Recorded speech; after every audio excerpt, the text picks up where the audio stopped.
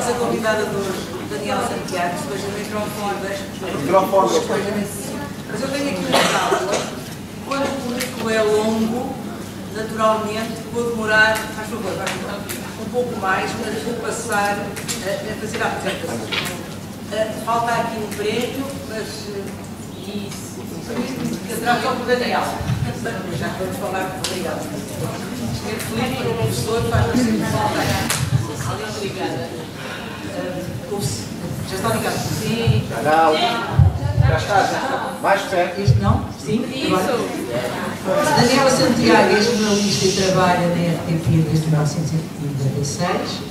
Em 2015 tornou-se correspondente da televisão pública e da Antena 1 em Espanha. Desculpa, rádio e televisão. Mestre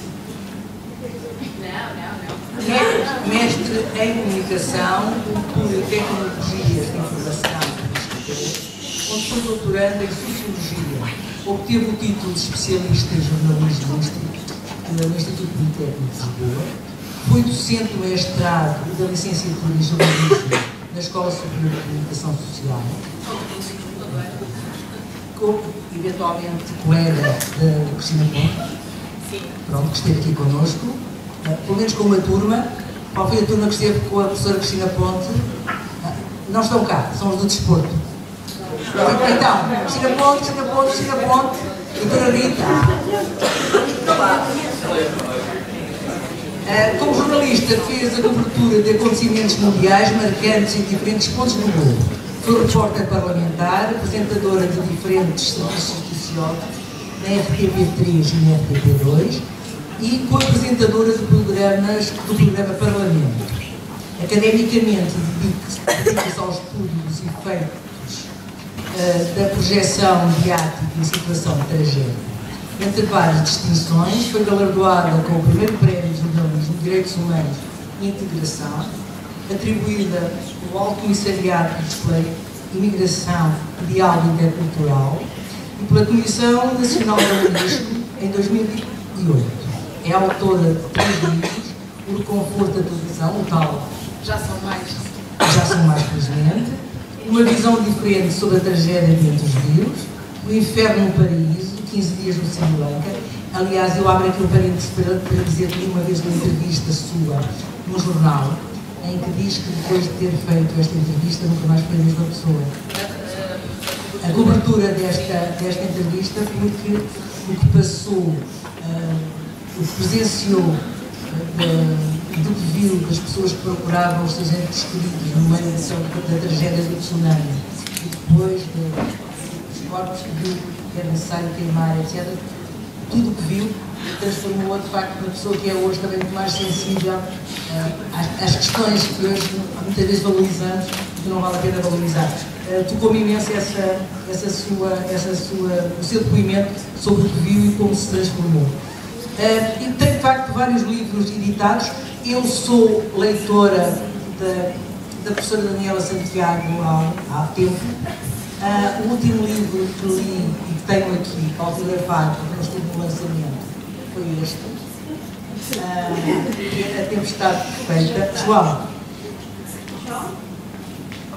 até porque temos aqui um leitor desta problemática. E tenho este há muito tempo. E tenho este porque fiz um trabalho de investigação também há uns anos na Olimpíada. Portanto, fiquei muito sensível porque este livro tem uma particularidade muito interessante, porque a história é contada para 2 tipos de públicos. E nós, e o público que é visual, que está escrito também em braille. Portanto, é de facto um livro que tem esta. Eu vou deixá-lo. Professora, eu vou deixá-la na biblioteca, apesar de ser da Teresa e da Luísa, que é para quem a professora vai fazer o favor de autografar, as minhas 2 netas, mas vou deixá-lo para que possam depois também, e posso depois também deixá-lo na biblioteca, para que possam ler. O último prémio que não está aqui, além dos muitos prémios que recebeu, foi correspondente em Espanha. Eu acompanhei, até trocámos no Facebook, Trocámos no Facebook, interagimos com alguns comentários, foi corresponder a Espanha e ganhou, de facto, muito merecido prémio melhor correspondente estrangeira em Espanha. É a nossa convidada mais galardoada em Portugal. E aqui temos, e é um orgulho muito grande também com este ciclo de conferência. Muito obrigada, Daniela.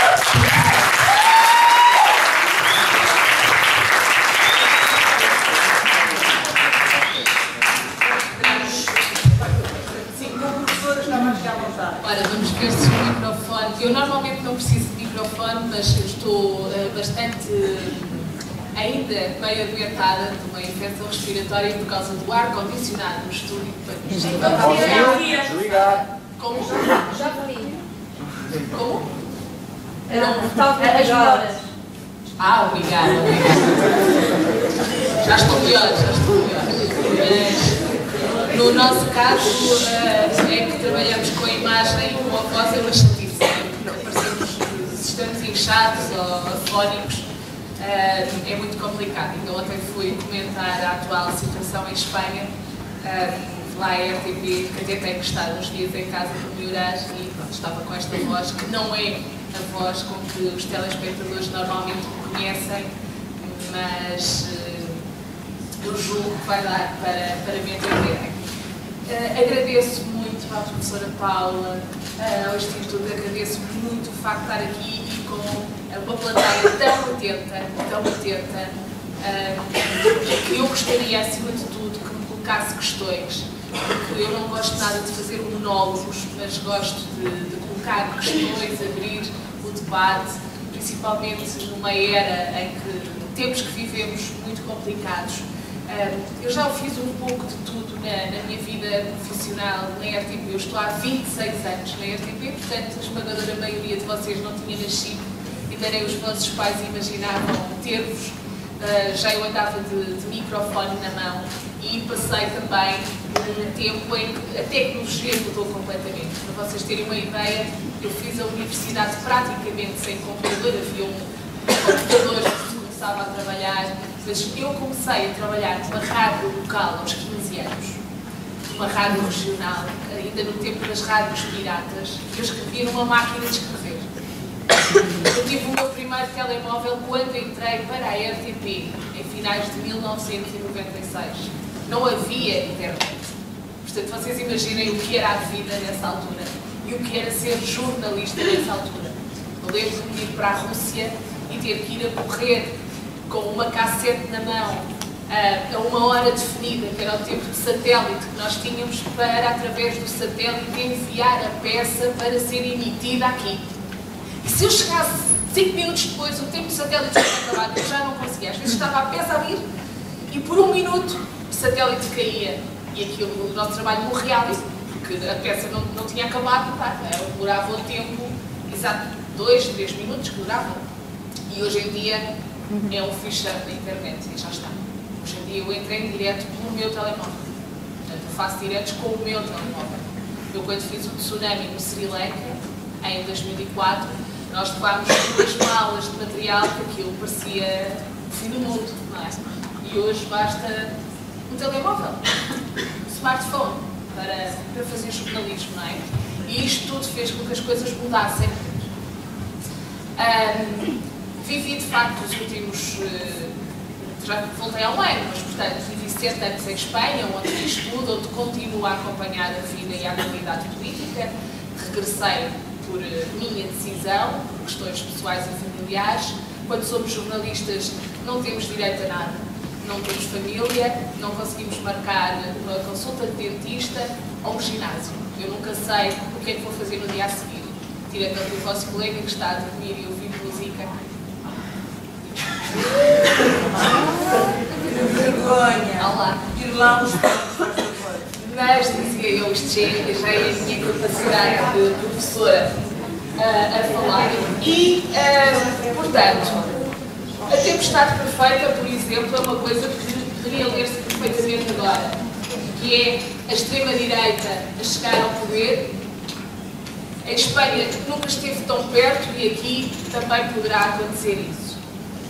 Caramelo da Leonor, um livro infantil, em braille, foi o primeiro a sair em braille infantil, nunca tinha acontecido em Portugal, fiquei absolutamente espantada. O Inferno no Paraíso, o meu relato como profissional no tsunami, ou o reconforto da televisão, a minha análise para a minha tese de mestrado, com o saudoso professor Paquete Oliveira, que foi meu orientador, sobre a tragédia entre os rios. Tudo isto são alertas que eu lanço. Alertas. Portanto, o Caramelo da Leonor, no alerta e no grito de eu tenho um colega cego, que a mulher dele é cega, vejo-os com a filha ao colo, que tinha na altura a idade da minha filha, 2 anos, e eu digo, como é que eles vão ler o meu livro à filha? Como? E falei com a ACAP e eles fizeram um caderno em braille que depois foi inserido através da editora. O reconforto da televisão. Afinal, qual é o nosso trabalho enquanto jornalistas quando estamos a acompanhar uma tragédia? Quando muitos dos órgãos de comunicação social são verdadeiros vampiros a explorar os sentimentos dos outros. Será que nós temos um papel diferente acerca disso? E porquê que eu fui aí? Porque numa conversa com o José Rodrigues dos Santos, vocês todos conhecem, certo? Apresenta o telejornal com as suas orelhas.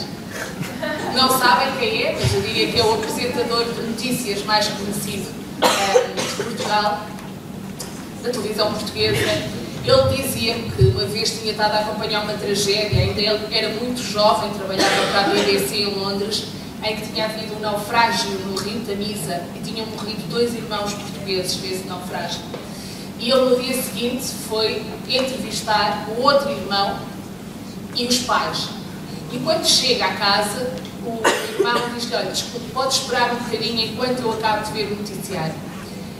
E o que acontece é, acaba o noticiário, ele vem dar entrevista ao José Rodrigues dos Santos e diz que sabe, isto de alguma maneira reconforta-me. Porque o mundo parou, porque os meus irmãos morreram, toda a gente fala disso. E de alguma maneira, sabe, quando o meu pai, aliás, a mãe estava viva, o pai já não existia, quando o meu pai morreu, o que fez confusão foi eu sair do hospital e o mundo continuava igual. Tudo. O homem a vender o pão, a mulher a comprar o jornal, as mulheres a rir-se da esquina. Neste momento, com a morte dos meus 2 irmãos, toda a gente fala do assunto. E isto, de alguma maneira, ajuda. Claro que outras pessoas nem viam televisão, estavam fechadas a chorar, mas quando ele me disse isto, eu disse, eu vou estudar isto na tragédia entre os rios. E foi essa a minha tese de mestrado, daí o livro O Reconforto da Televisão, que é um bocado um grito de alerta também para a importância de ser jornalista, que é cada vez mais. E o do Sri Lanka também, na altura eu escrevi o livro do Sri Lanka para fazer a minha própria catarse, para fazer aquilo que nós fazemos com os amigos, com o padre numa confissão, numa terapia, num grupo de ajuda, sejam os alcoólicos anónimos, sejam os jovens que não conseguem estudar e têm que se concentrar, seja grupos de terapeutas para lutar contra a droga ou outras adições. Eu decidi escrever o meu livro, escrever aquilo que eu tinha vivido, aquilo que eu não podia ter dito como profissional, mas que senti como mulher. E os direitos reverteram para mim, para uma fundação que ajuda e que estava a reconstruir na altura algumas infraestruturas no terreno, no Sri Lanka, e foi para isso que também serviu. Portanto, eu escrevo quando sinto necessidade de tornar público algo que na minha vida profissional eu não consigo fazer. E eu encaro a minha vida profissional também como uma função social. O jornalista tem uma função social muito importante, que é alertar consciência, dar voz às pessoas que não têm. Eu digo sempre, desde que consiga mudar a vida a uma pessoa, já mudei o mundo. E felizmente, nestes 26 anos, eu consigo acreditar que já mudei o mundo muitas vezes. Ou conseguir que determinados processos judiciais que estavam arquivados tenham deixado de estar, ou mostrar situações incríveis em que determinadas pessoas, não estou a falar de jornalismo justiceiro, isso é outra coisa em que eu não me revejo, mas na função social, de facto, de mostrar. E neste momento a minha função é o ambiente e a ação climática. Portanto, desde que vim de Espanha, a parte que me disseram para agarrar é como editora de ambiente e ação climática. E é uma luta. É uma luta porque o planeta está a destruir-se, não se está a autodestruir, nós é que o estamos a destruir, ele está apenas a reagir. E eu tenho a certeza que ele dará a volta. O planeta dará a volta. Com água, com fogo, com sismos constantes, com erupções vulcânicas onde menos se espera. Quem não vai dar a volta vamos ser nós. Possivelmente seremos os novos dinossauros. E daqui a milhões de anos, quem vier a seguir, de uma evolução se calhar de peixes com escamas, irá dizer: viveram cá uns fulanos, não é? Que foram estúpidos, que nem uma porta deram cabo disto tudo, não é? Pronto. E, portanto, é muito difícil meter na cabeça das pessoas, e eu até entendo esta questão de nós estamos a destruir isto tudo, porque as pessoas realmente não estão a perceber-se. A minha geração e as gerações mais velhas já conseguem perceber-se, porque eu quando viajo já vejo coisas que eu nunca tinha visto. Ou, por exemplo, eu vou para o campo e eu já não vejo os animais que via. Vocês já viram pirilampos? Mas veem com muita frequência? Não. Joaninhas. Mas veem com muita frequência? Já não. Veem com muita frequência? Já não. Já não. Por exemplo, a joaninha é um dos animais que mais falta faz, porque elas comem pragas da agricultura, das ervas, de imensas coisas, não é? Tudo no planeta tem um equilíbrio. O aumento da temperatura, que em relação à época pré-industrial, vocês sabem isso antes da Revolução Industrial, o que aumentou, nós estamos em cerca de 1,2 grau centígrados, mais ou menos 1,2 centígrados de aumento, está a subir de uma forma assustadora e diz que daqui a 3, 4 anos podemos atingir o 1,5 grau e depois os 2 graus. Isso, o 1,5 grau quer dizer, por exemplo, que 70 a 90% dos recifes de coral do mundo inteiro desaparecem. Os recifes de coral e tudo o que o recife de coral implica. Porque os recifes de coral são das coisas mais importantes em termos de biodiversidade e para fazer o controle da temperatura dos oceanos e a oxigenação dos oceanos. Vocês sabiam que os oceanos produzem tanto oxigênio como as árvores? 50% do oxigênio que nós respiramos vem dos oceanos. Porquê? Porque faz as trocas. CO2, oxigênio. Porque vocês têm inúmeras plantas. Das zonas mais ricas para produzir oxigênio são os sapais. As zonas das salinas. As salinas do Samoco, as salinas, toda essa zona, Alcochete, essa zona é riquíssima para captar o dióxido de carbono, como se diz, capturar, sequestrar o dióxido de carbono e produzir oxigênio. Quando há muita produção de dióxido de carbono na atmosfera e o mar não consegue, não tem capacidade de fazer essa transformação, torna-se cada vez mais ácido. E ao tornar-se, quando se fala da acidificação dos oceanos, ao tornar-se mais ácido, está a matar toda a vida que existe lá. Não há mais oxigênio e, portanto, os peixes vão ser cada vez menos. Vai haver uma guerra para podermos comer peixe e peixe de qualidade, como vai haver pela água, que falta cada vez mais, e pelos alimentos. Porque zonas que tinham produções, neste momento já não sabem produzir. Os morcegos, por exemplo, que é uma das espécies, há várias espécies de morcegos em Portugal. As pessoas têm, ai que medo dos morcegos. Os morcegos são essenciais, não lhes fazem mal nenhum. E todas as noites comem 1/3 do peso deles em insetos. Eles são essenciais para controlar pragas. Eles são essenciais, por exemplo, se aparecerem uma epidemia de dengue, de malária, imaginem só a quantidade de mosquitos que aqueles bichinhos ingerem, porque eles gastam muita energia. Os morcegos estão a morrer porque eles hibernam. Só que como agora o tempo aquece muito mais rápido, quando eles acordam e saem da hibernação, ainda não há incêndios. Eles morrem à fome. Só para terem uma noção. Não é? E isto é como os ursos que hibernam e acordam mais cedo, como todos os animais que vocês veem nos polos, neste momento estão a descer às cidades esfomeados, como a quantidade de pinguins imperador, que são os pinguins mais bonitos que há, que estão a morrer. Não sei se vocês já viram, tem uma história absolutamente fantástica, que é a fêmea põe o ovo, só põe um. Aquela imagem que vocês veem linda de um pinguim maravilhoso com as penas laranja, que fica com o filhotinho nos pés. Até há coisas da Disney com ele, sabem? Que é aqueles, chamam-lhes os puffs, que são aqueles pinguins minúsculos cinzentos. E vem um inverno absolutamente horroroso. A mãe vai para o mar, onde muitas vezes é comida pelas focas, não é? Dos leões marinhos, e o pai aguenta temperaturas de 40 graus negativos para aquecer o ovo e nascer o pequenino. E sabem o que é que acontece quando nasce o pequenino? Começa a andar. E o gelo quebra. Morrem aos milhões. Está a deixar de haver pinguins imperadores. A camada de gelo é tão fina que eles estão a morrer afogados.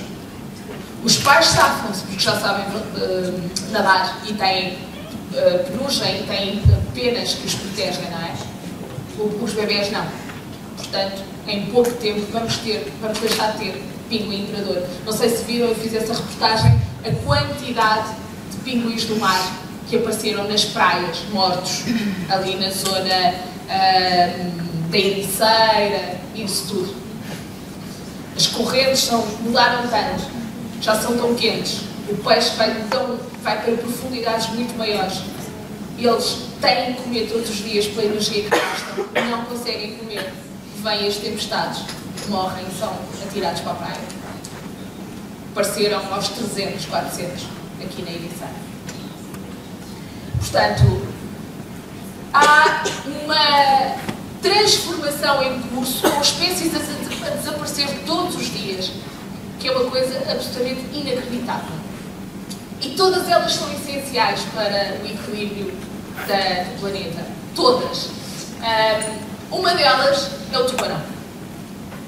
O tubarão é essencial para equilibrar os oceanos. Ele é o predador de topo. Sem o tubarão, os peixes doentes que vão espalhar infecções e podridão e não sei o quê, ficariam todos por mar. E altera-se o equilíbrio. Portanto, eles não comem, os outros morrem. E o ser humano continua a matar o tubarão. Vocês comem cação? Nunca comeram cação?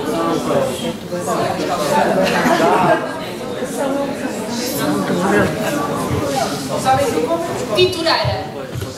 Tintureira. Quem é que já comeu tintureira? Tintureira e tubarão azul. Tintureira é uma coisa que vocês vão ver, que eu estive a mergulhar com ele. Cação é qualquer tipo de tubarão. Se vocês começarem a reparar, por exemplo, o Pingo Doce vende muito tubarão. Mas ao mesmo tempo, nos sacos onde apela à preservação da natureza, tem uma imagem do tubarão azul. E depois vendem como tintureira, e nos livros de receitas ensina a cozinhá-lo de caldeirada. Essas horas. Só que está em extinção. E, portanto, este é só um dos exemplos. Em outubro, fui aos Açores para fazer uma reportagem sobre porque é que se continua a apanhar o tubarão e, especialmente, uma caça absolutamente horrível, que é apanhar o animal, cortar-lhe as barbatanas para fazer a sopa de barbatana de tubarão, que os chineses tanto gostam, ou por questões até para fazer óleo, e deitam-no depois para o fundo do mar para morrer a agonizar. Imaginem o que é cortarem-lhes os braços, as pernas e deixarem-lhes ali, para que os outros vos venham comer. É isso que todos os dias se faz a centenas, milhares de tubarões em todo o mundo. É possível vermos a reportagem dos tubarões.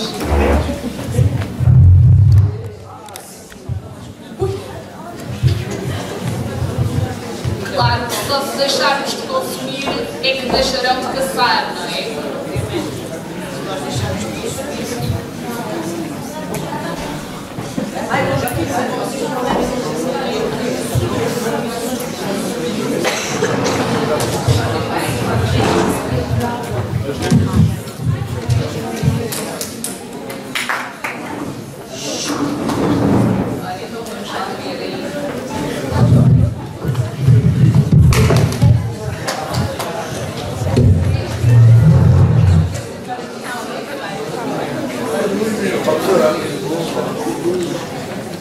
Observam-nos atrevidos, desafiantes.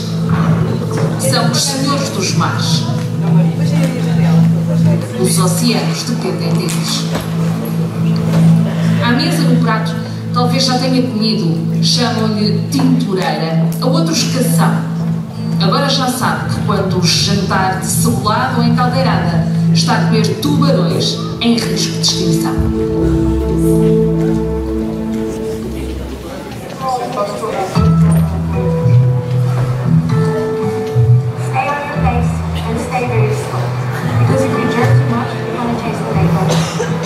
No Porto da Madalena, Monique impõe a ordem. Quem não seguir as regras desta guia de mergulho não embarca. Lá dentro, James mal pode esperar. Hope to see some sharks, of course, that's why we're here. And they are the wild animals, you can't order them. O grupo avança. 15 minutos depois, zarpamos nós. Connosco vem um especialista em biologia marinha e o filho que lhe segue os mergulhos desde os 5 anos. São apaixonados pelo mar e pelos tubarões. Todos nós que estamos aqui há muitos anos nos apercebemos de que a quantidade de tubarões que víamos com regularidade era muito maior do que é hoje. Principalmente duas espécies de tubarão martelo e tubarão azul, havia uma ocorrência muito maior há cerca de 10 anos, 15 anos, sim. O professor da Universidade dos Açores voou da Terceira ao Pico para mais um mergulho e uma missão. A pesca de tubarões de facto é um problema seríssimo no mundo inteiro, não é só tubarões, de raios também. O estudo do impacto de pesca excessiva de tubarão em raia da ANP-WWF é preocupante. Calcula-se que por minuto em todo o mundo sejam capturados cerca de 200 tubarões e raias num comércio que muitas vezes levanta suspeitas, dúvidas e é ilegal. O que mais surpreende quando olhamos para os últimos relatórios é que Portugal é o segundo exportador de carne de tubarão, logo a seguir a Espanha. Por baixo da embarcação estão 3 tubarões azuis à nossa espera.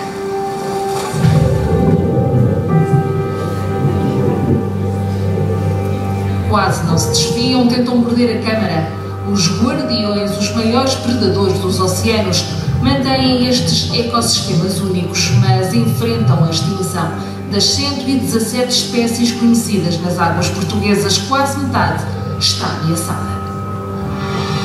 É uma pesca altamente destrutiva que implica em algumas situações, embora a lei não o permita, o desperdício do cadáver, porque há muitas operadoras de finning, portanto, o corte de barbatanas, que cortam as barbatanas e depois vai o animal vivo para dentro da água. Nas receitas portuguesas chamam-lhe tintureira, um peixe muito agradável com poucas espinhas. A cadeia de supermercados que propõe comer tubarão azul de caldeirada, ao mesmo tempo usa-o como símbolo no apelo à proteção dos mares. O tubarão azul ainda é pescado. É, com limitações a nível de volume de capturas. Mas sabendo-se que é uma das principais espécies, se não a principal, como guardião dos oceanos para manter os ecossistemas. Mas continuam a pescá-lo. Continuam, ainda existe. A pesca está proibida, mas admite cotas reduzidas, assegura o Governo Regional dos Açores. Mas como controlar? A maior necessidade que sentimos é ao nível da fiscalização e controle. Qualquer medida que se imponha, se não houver um esforço ao nível da fiscalização e controle, nada funciona. Em redes ou anzóis, este tubarão azul sem vida ao largo da Ilha do Pico revela no corpo, em especial na boca, os anzóis que o condenaram.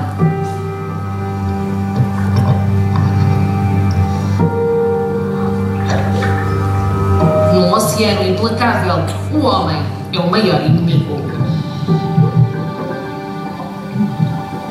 São alvo da pesca não dirigida ou das licenças que, incompreensivelmente, a União Europeia continua a atribuir a Portugal e a Espanha e a outros países, e cujas frotas vêm para cá pescar por causa do negócio das barbadas de tubarão. Estes 3 jovens machos vivem numa das poucas áreas protegidas dos Açores. Só a sorte vai evitar se continuam vivos ou vão parar à mesa, dentro da cota de 35 toneladas que o Governo Regional permite pescar este ano.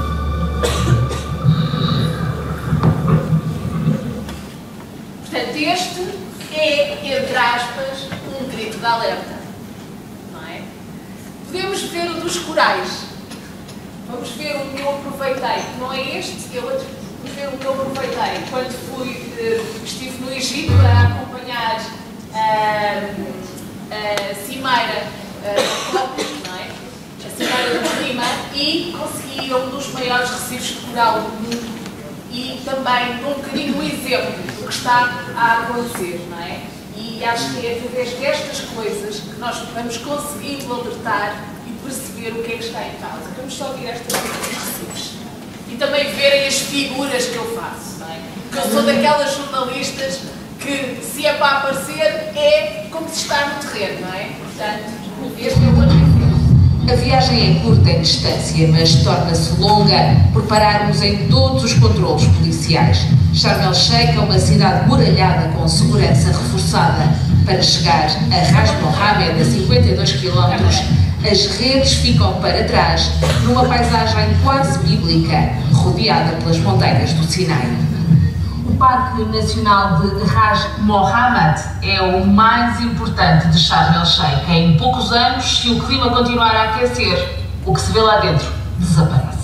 Depois de 40 minutos à espera, telefonemas e conversas sobre Cristiano Ronaldo, voltamos a mostrar todo o equipamento e entramos no maior parque natural do Egito. I want to see the sea and corals and fish. Aqui fica um dos maiores e mais bonitos recifes de coral do mundo. São 345 km² no Mar Vermelho, mais de 220 espécies de coral, milhares de peixes, estrelas e ouriços do mar, moluscos, diferentes tartarugas marinhas. It's more beautiful, you know. Every people come here because don't have sites like this in Ras Mohammed. Se o aquecimento global ultrapassar o 1,5 grau, se chegar aos 2 graus Celsius, tudo isto desaparece. Principal problem here, this is the attitude of the people who doesn't attract good with the nature sea life here in the water. First, some people going with the plastic and they throw in the water. It's very bad for the fishes. Second, people using chemical. It's chemical when they starting to do snorkeling.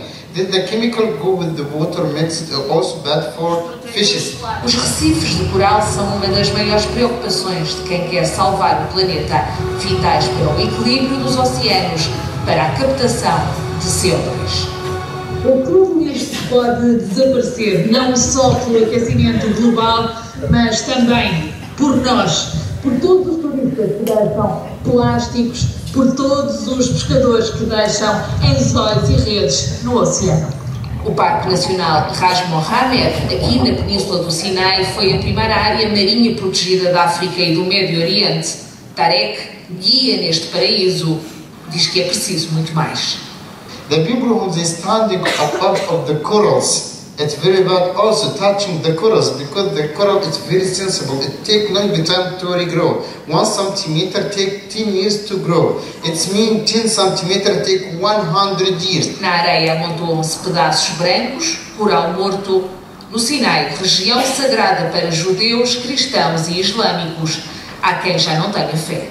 We just try when we go to the sea, we remove plastic when we find it, but you're just too. Com Antónia Antunes, Daniela Santiago, RTP, Monte Sinai, Egito. Isto é uma atitude que não se deve ter, mas somos só dois. Mas são dois, não é? E se for dois, mais dois, iremos sempre fazer a diferença, não é? Os plásticos é um grande problema. A poluição, os plásticos, hoje em dia tudo vem em volta de plásticos. A roupa que nós compramos, sempre a comprar roupa, a maior parte dos microplásticos saem das máquinas de lavar roupa. A nossa roupa, as coisas sintéticas, largam imensas fibras que vão parar ao oceano e que nós depois comemos no peixe. Só para terem uma ideia, a neve que cai nos polos já cai com microplásticos. Portanto, não é? Já há mais plásticos no oceano do que estrelas na Via Láctea, não é? Portanto, é absolutamente incrível. Não tenho ideia de quase que eu mandei mais em termos de. Depois também ficamos sem tempo. Mas eu não sei quais são os temas. Já não me lembro. Mandei uma conforme, que tem também a ver com a desgraça que estão a fazer lá, mas pronto. Era depois de eu falar um bocadinho, não é? Esteja à vontade. Só para perceber. Se calhar é melhor passarmos já a conversa.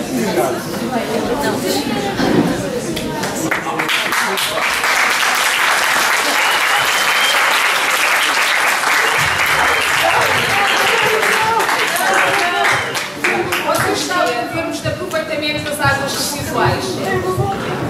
A água, nós temos a sensação, se calhar é interessante ver esta das águas residuais, também tinha os polinizadores, essas questões todas. Mas a água, nós não nos apercebemos de como é que está o planeta, porque nós continuamos a ter, de facto, pirilampos, continuamos a ter algumas joaninhas e continuamos a ter água nas torneiras. E a sensação de escassez, nós não a temos, não é? Não temos, porque continua a correr. Mas tudo isto são meios finitos. E quando for para parar, para mesmo, não é? E uma coisa que tem que se fazer é reaproveitar a água. Hoje em dia, as antigas ETAs, estações de tratamento de água residual, já são fábricas da água. Já se faz cerveja com água de estação de tratamento de resíduos.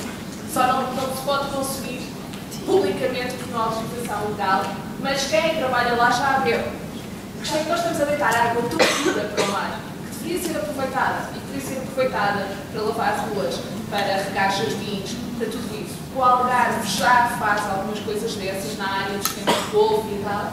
Nós ainda fazemos muito pouco. E esta reportagem é para alertar para a consciência. Espanha aproveita até 13%, o sul de Espanha já aproveita muito mais. E é para explicar um bocadinho como é que das ETAs mal cheirosas nós temos agora fábricas de água que poderíamos aproveitá-la muito mais e não ter pruridos. Hoje em dia já não é porcaria falar da água que sai de uma estação de tratamentos.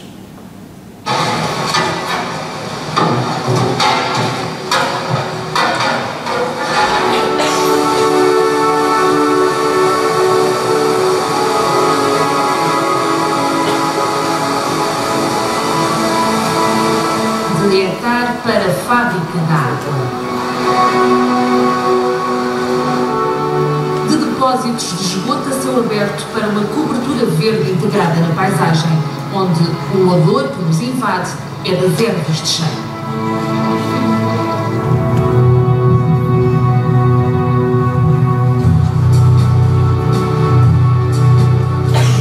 De água com dejetos para água reciclada, tão depurada que pode beber-se nesta cerveja. O paradigma está a mudar, o planeta assim o exige. Já reparaste que existem coisas em que nunca pensaste e que não sabias viver sem elas? Que há serviços invisíveis que dão conforto à tua vida e que são indispensáveis para a saúde e bem-estar da tua família. Olha em teu redor. A água está sempre presente. Mas já pensaste no que acontece depois de ela te saciar e revigorar? Eu lembro-me, há 1990, 2000, que era terrível passar aqui na Avenida de Ceuta por causa do mau cheiro da ETAR que existia na altura. Hoje em dia, ninguém sabe que existe aqui uma instalação de tratamento de águas residuais. How do you start an iconic movement? Mannerism would say it's all about refinement and richness of invention. Já aqui gravaram anúncios de carros de luxo, programas de televisão. É a maior fábrica de água do país. Trata por ano 50 milhões de metros cúbicos de água residual de 700 mil habitantes, que acaba no Tejo.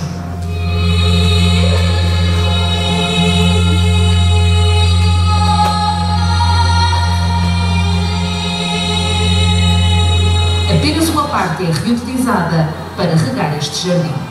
Em termos de reutilização, estamos a começar, estamos a dar os primeiros passos e estamos agora na fase da mudança de paradigma e de transformação das nossas fábricas de água em verdadeiras fábricas de recursos. Engenheira de formação, Alexandra Serra apaixonou-se por esta obra, o edifício e o objetivo de não desperdiçar um recurso escasso. Espanha é líder europeia na reutilização da água, quinta a nível mundial, reutiliza 7 a 13% da água residual, principalmente na agricultura. Portugal aproveita pouco mais de 1%.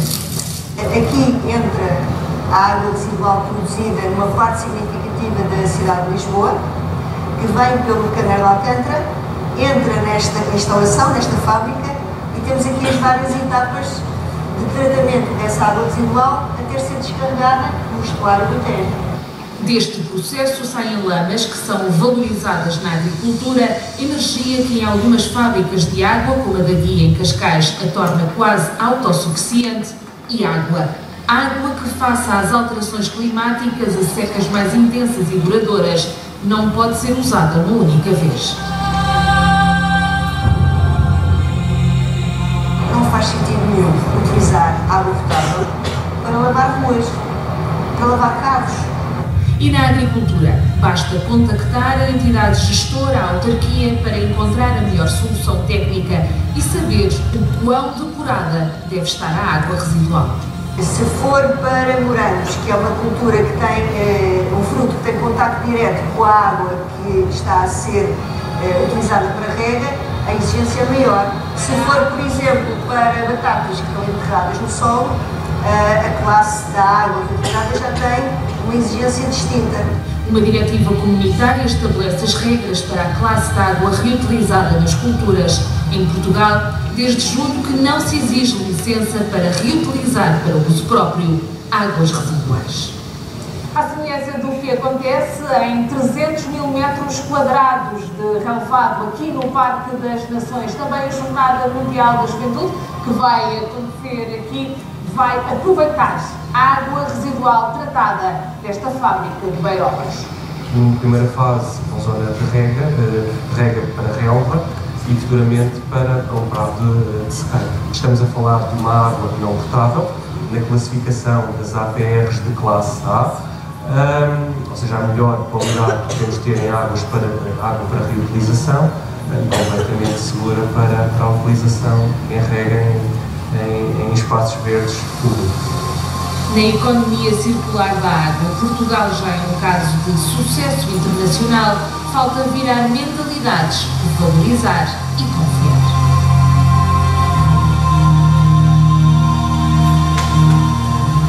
Portanto, toda aquela zona da Jornada Mundial da Juventude, que agora já está a crescer tudo verdinho, é com água da estação de tratamento de Beirolas, lá ao lado.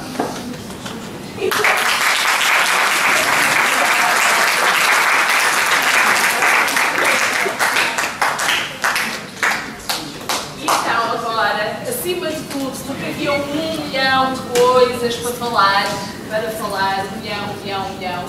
Eu queria saber de vós, que dúvidas? Não, este não, antes. Sim. Este é o Zé Rodrigues dos Santos. Se eu dissesse o Zé Orelhas. É muito bem disposto, é uma pessoa muito bem disposta. Então, perguntas. Não há dúvidas sobre ambiente, sobre jornalismo, sobre o que vocês quiserem. Vamos a presentes e a coisa. Não sei se está. Não sei, também não é necessário. Diga lá. Alto. Obrigada.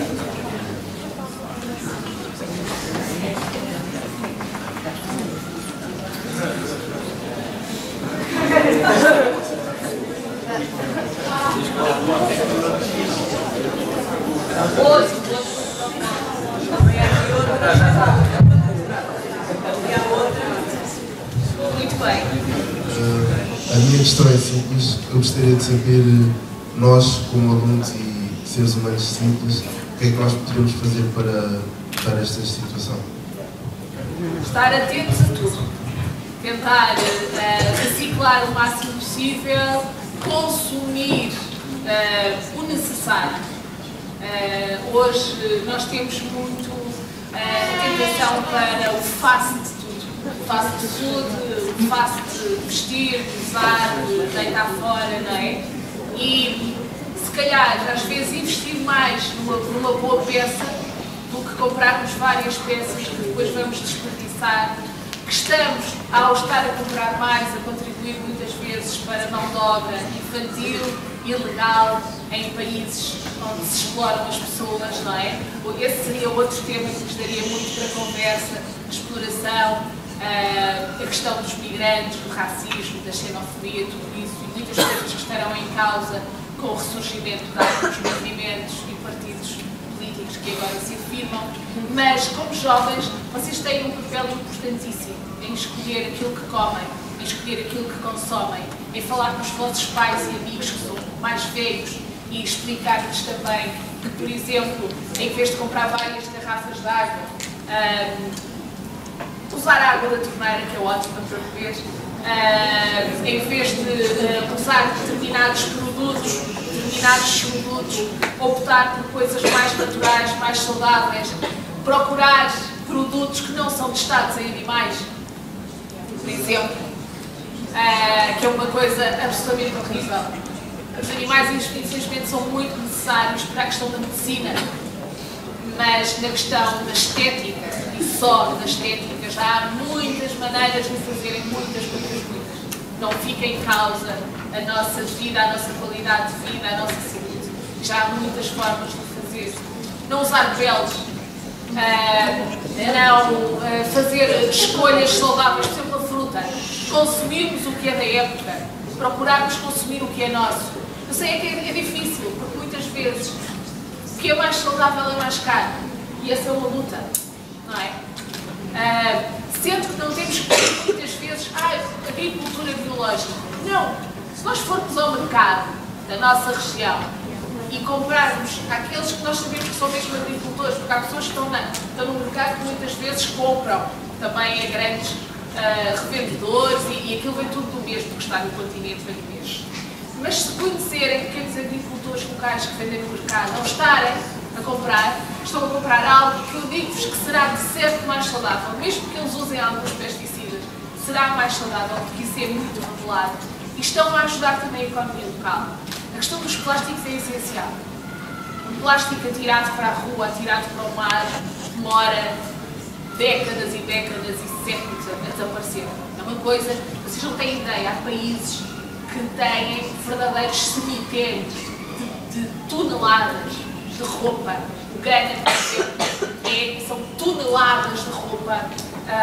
Por acaso fiz uma reportagem sobre isso há relativamente pouco tempo, porque para além de irem para lá na água, vão em cargueiros, de tudo que a Europa não quer, manda para lá. O deserto de Atacama na Argentina está também a servir como depósito de roupas, porque afinal o que é que se faz a isso tudo, não é? É que nós temos uma lixeira e onde é que nós a pomos? Não podemos mandar para o planeta. Já basta tudo o que nós temos a voar de satélites e de porcaria que mandamos para o espaço e é daí, não é? Mas, portanto, nós vivemos num planeta que é vivo e que tem tem febres, tem doenças, tem tosse e que se está a sentir mal. Não é o planeta que é mau.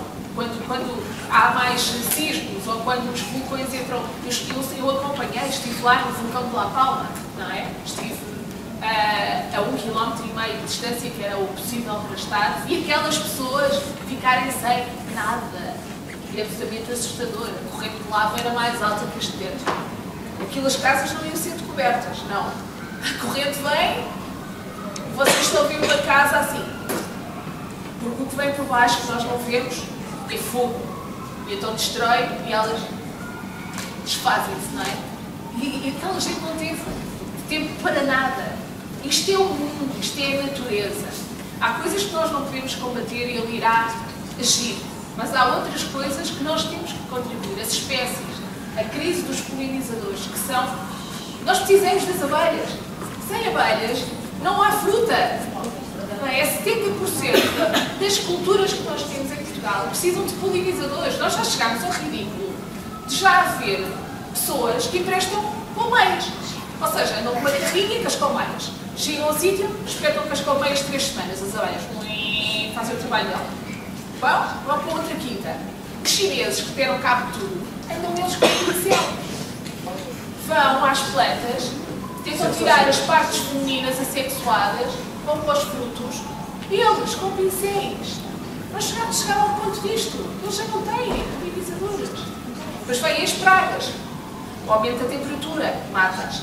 A vespa asiática come-as. Os inseticidas matam-as. Não é? A crise das plantas também. Então o que é que se passa? Já há projetos para ajudar os polinizadores. E não são só as abelhas. As joaninhas, que são super importantes, as borboletas, os escaravelhos. Quem é que decompõe a caca? Vocês não se lembram de ver o escaravelho com a bolinha da caca cantar? Vocês já não são desse tempo. Tudo isto, os insetos, a decomporem as coisas na água. Quem é que decompõe os corpos? São os insetos. Se eles não existirem, isto é desgraça total. Mas as pessoas não têm nenhuma noção. Então já há espaços para vocês passarem na Rotunda dos Olivais, onde está a escola António Damasio. Essa rotunda enorme é um jardim de polinizadores. Essa rotunda, se vocês virem, parece que está meio maltratada. Não. Eles deixaram crescer a erva. Eles deixaram ficar as flores. Eles têm lá umas casas para abelhas e insetos. E isso funciona como um oásis da cidade. Quem puder ter vasos com plantas nas varandas, tudo, por exemplo, tudo que sejam flores, vão ajudar os insetos a ir lá alimentar-se. Vão perceber? Ponham umas tacinhas com água e uma pedrinha, para não caírem na água e ficarem lá, para poderem subir para a pedrinha.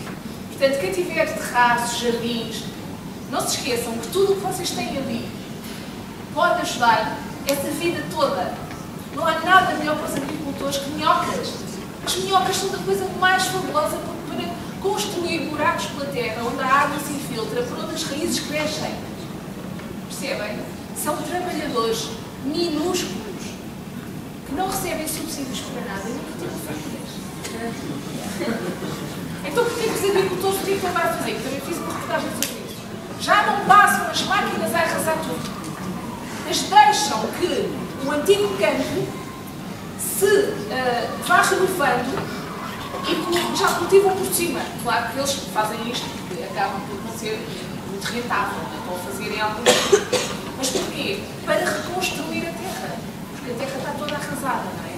Portanto, com pequenas coisas, ter atenção às notícias, alertar os nossos pais, os nossos familiares sobre o que é que se deve fazer, os recipientes, tudo isso, é preciso ter muito cuidado em relação a isso, está bem?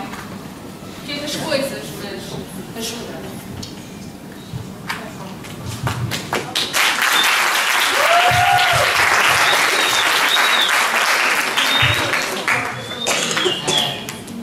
A minha pergunta é, de todas as reportagens que você já fez, qual é que foi a mais desafiante, a mais difícil? Não sei.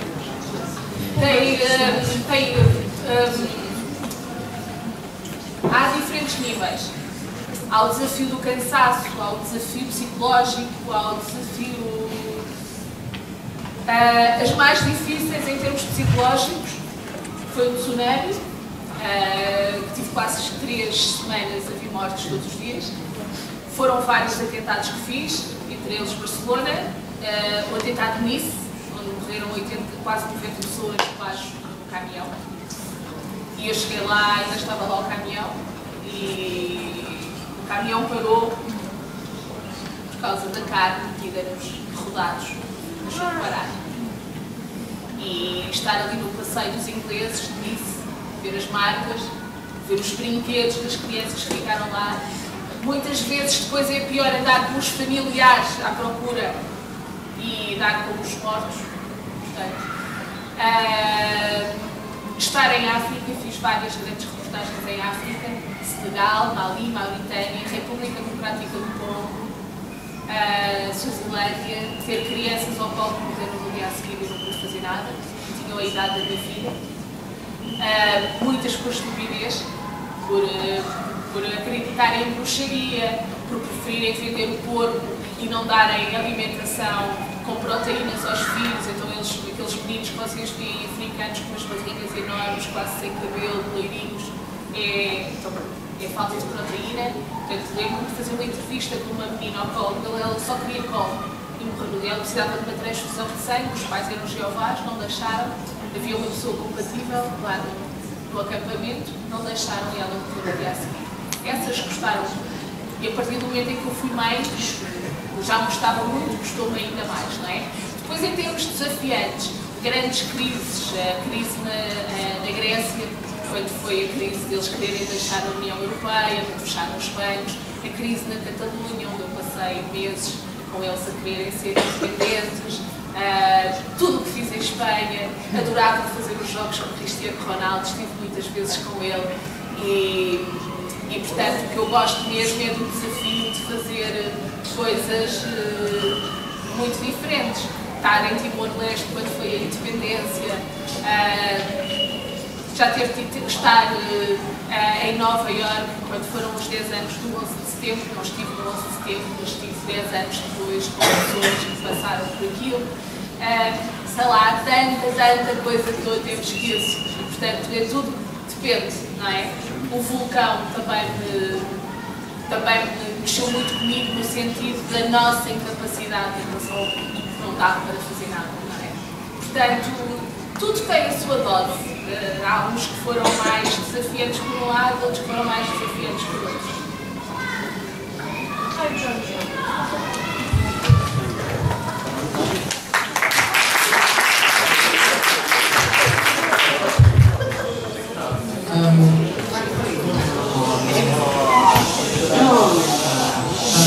Tenho uma questão para si relativamente ao jornalismo. A Daniela, como jornalista, gostaria de saber a sua opinião em relação às fake news, porque hoje em dia obtém-se informação em todo lado, não só a partir dos noticiários na televisão, mas também, portanto, falando aqui para o público mais jovem, nas redes sociais, nomeadamente no Instagram e no Twitter. Recentemente, o CEO do Twitter, o Elon Musk, eliminou o decreto que basicamente combate a desinformação no Twitter. Isto é muito perigoso porque é uma rede social muito usada pelos jovens e que é uma fonte onde se obtém informação. Portanto, eu gostaria de saber e também de obter os conselhos da Daniela como combater a desinformação, também especialmente para os mais jovens. É muito difícil. Eu tenho uma filha da vossa idade, ela tem 17 anos. É muito difícil. Aliás, eu tenho grandes discussões com ela, porque infelizmente andar com as que eu diria, o conselho que eu vos dou é nunca se informem pelas redes sociais, porque o algoritmo vai enganar-vos. Ou seja, se vocês procurarem um determinado tema por um determinado ângulo, a partir daí vocês só vão ter esse ângulo. E isso é muito perigoso. Há notícias muito falsas por todo lado. Infelizmente há jornalismo agora que até se faz através disso, mas tentem ir a meios de comunicação que vocês sabem que são de qualidade e que vos garantem qualidade. E não fiquem só por um. Muitos deles já têm só um determinado lado político ou económico, mas quando quiserem informação a sério, vão à comunicação social. Todas as televisões já estão online, podem ver os programas para trás, não sei o quê. os jornais estão online, mas não se informa nas redes sociais. E há outra coisa muito, muito preocupante agora, por acaso os meus alunos ali da Escola Superior de Comunicação Social estavam a fazer uma reportagem sobre isso, que é a inteligência artificial, como agora a voltar às coisas. E que está a ser, por exemplo, um problema para muitos jovens, e jovens raparigas, em que podem aparecer imensos vídeos pornográficos com a vossa cara. Ou pode aparecer o Obama a dizer coisas que não disse, porque hoje a inteligência artificial já é possível. Eu, através da metodologia, dos instrumentos necessários, pôr a falar, mas com os traços do Obama, e ser o Obama a dizer aquilo. Portanto, nós chegamos a um nível de exploração, de entrar na vida pessoal das pessoas, de poder sabotar, exigir dinheiro, humilhar, fazer bullying e mudarmos completamente a nossa mente para determinadas ideologias e cores partidárias, que é assustador. Portanto, cada vez mais importante ir aos sítios fidedignos obter informação e cruzar. Ou seja, duvidar sempre. Isto é essencial. Será que isto é mesmo verdade? Vou ver ali. Okay? E se há dois sítios a dizer uma coisa diferente, ir ao terceiro. Portanto, duvidar sempre. Mas Twitters, Facebooks, Instagrams, não acreditem em nada do que ali é. Nada. Para se falar sempre. Nada. A única pena que eu tenho é que tantos influencers que andam por aí não usarem o poder deles para esclarecer e alertar consciências, mas sim para vender viagens e treinos.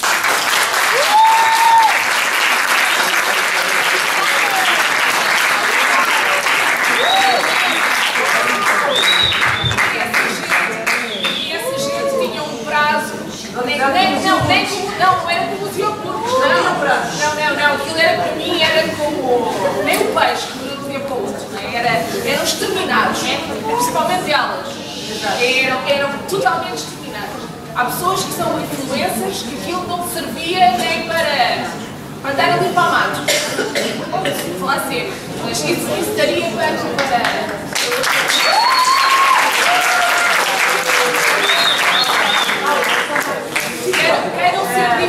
Queiram ser diferentes, mas pela diferença, por boas razões também, não é venderem-se. Porque as influências, eu já tive para escrever esse livro, são as prostitutas do dia de hoje.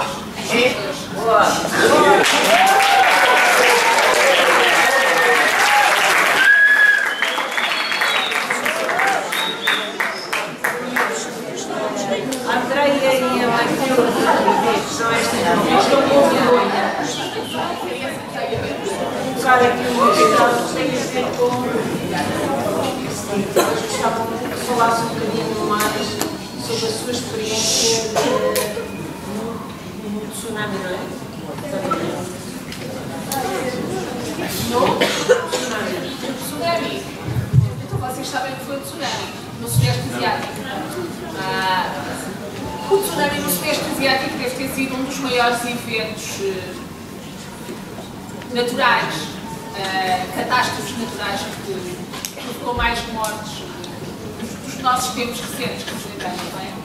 Foi no dia 26 de dezembro de 2004, em que um sismo gigante no Índico fez crescer duas ondas gigantes. E então chegaram com uma diferença bastante, tinha dado para reagir, mas portanto quando chega a primeira, a quantidade de pessoas que estavam em praias da Tailândia, do Sri Lanka, até pessoas que estavam em praias em África, e que percorreu o Índico todo. Quando a onda chegou, ela não era muito alta, mas tinha muita força, e então levou tudo à frente. Então, eu não sei se vocês alguma vez viram as imagens, é uma coisa absolutamente assustadora, porque a força do mar destruiu edifícios, leva carros, leva árvores, levou milhares de pessoas, milhares e milhares de pessoas. Na Indonésia morreram 140 e tal mil, não sei bem dizer. No Sri Lanka morreram 40 mil mas o Sri Lanka é uma ilha, metade do tamanho de Portugal, que tem o dobro da população de Portugal, 20 milhões, e morreram 40 mil numa distância para aí de Vila Real de Santo António de Sales. Okay? E então o que é que acontece? Vem a primeira onda, mata as pessoas que estavam ali por perto. Eu estive a 2 km da costa e a água estava mais ou menos à altura acima do extintor. A subir. Tinha lá chegado, estava lá a marca. Okay? E depois de vir essa primeira onda, havia, por exemplo, comboios que pararam, porque aquilo depois ficou tudo interrompido, e as pessoas subiram todas para um dos comboios, eu lembro perfeitamente. Fiz reportagem aí. Subiram para o comboio tinha 800 pessoas, ficou com quase 2.000, porque acharam que ali estavam seguras. Só que quando veio a segunda onda, não sobrou ninguém. Morreram lá todos. E eu tive lá 8 dias depois, 38 graus, 80% de umidade, o esteiro era absolutamente insuportável. Tinhas as pessoas à procura dos familiares com as mãos, a tentar desenterrá-los. Quando eu cheguei lá, estavam a queimar os corpos nas fogueiras. Eles são budistas, não sabiam o que fazer para evitar doenças. Eu entrevistei uma mãe que segurou um filho e não conseguiu segurar, que segurou a menina, mas não conseguiu segurar o menino. E viu o filho morrer-lhe à frente. Eu estive num parque de safaris onde não morreu um único animal. Porque eles sentiram. Enquanto o ser humano, quando viu o mar recolher, porque primeiro o mar ganha força, então o areal ficou imenso. E os homens que estavam lá, que também é curioso, muitos homens salvaram-se porque estavam na pesca, era um domingo de manhã. As mulheres estavam no mercado. A onda passou e os barcos subiram e desceram. Quando eles chegaram da pesca, as mulheres e os filhos estavam todos mortos, tinham desaparecido. Os animais sentiram. Quando a praia ficou, eles foram à procura de marisco. Os animais fugiram para a batalha. 15 dias depois, os animais estavam a voltar ao Parque Nacional de Água. As leoas com os seus pequeninos, os pássaros, os jaguares, os elefantes. Porque eles tiveram tempo. Porque entre o sismo, a primeira onda, e depois a segunda, estamos a falar bem do espaço de 2 horas. E portanto aquilo foi uma lição. Há pessoas que nunca apareceram, a esmagadora maioria foi com mais. As que foram parar aos rios foram comidas por varanos, que é uma mistura de crocodilo com iguana. Era um inferno, o paraíso. E foi esse o título do meu livro. Sendo que, como são budistas, e os budistas encaram o sofrimento como algo inerente à vida. Nós temos sempre que sofrer na vida. Então eles começaram logo a reconstruir no dia a seguir. E portanto aquilo é uma missão de vida também. E o tsunami foi isso. Foi uma coisa absolutamente extrema. Portanto, se vocês virem sempre que há sismos em zonas do mar, há alertas de tsunami para determinadas áreas. Do Pacífico, do Índico. Há ali um problema de placas tectónicas muito grande, por isso é que há tantos sismos na Indonésia. Mas este problema não foi o sismo, foi as 2 ondas de tsunami, como a que terá havido aqui no Terreiro do Passo, não é? Depois de tudo o tempo, e que varreu tudo. E Deus nos livre que um dia haja uma coisa aqui assim. Porque o homem que não aprendeu nada continua a construir casas de milhões ali ao lado do rio. Eu é que não as compro. Primeiro porque não os tenho e também não os enterrava lá. Porque se vier um tsunami, aquelas são as primeiras a ir. Mas o homem continua a construir ao lado do mar e do rio. E pronto, é assim.